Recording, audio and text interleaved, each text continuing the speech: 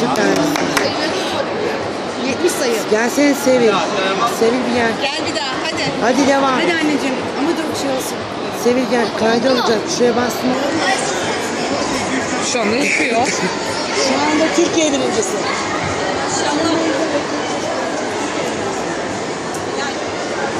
Evet. Başla. 1, 2, 3. Japonlardan hızlı izleyin. İzleyin.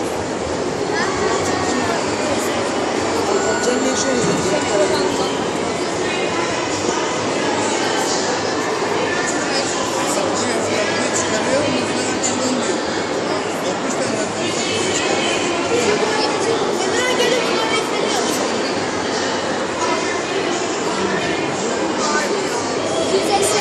İki 55.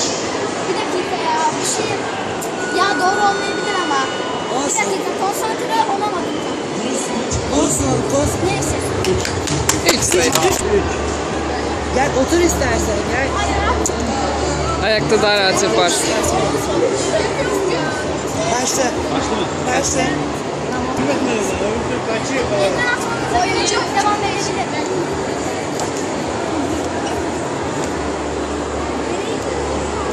Harika yapıyor. İzleyin. İzleyelim bakayım ne çıkacak ya. Ya. Ne oldu? 135'te. Tamam. Ne istiyorsun? Hiçbir şey istemiyorum da 60 sayı yani az da 60 sayı yani şimdi heyecanlanıyor. Ama yapabilirim. Biliyorum. Bir tane yaptığında oluyor mu? Oluyor tabii. Yapabilirsin sen, ben biliyorum. Tamam. Yapıyoruz. Böyle diyeceksin. Seyredin.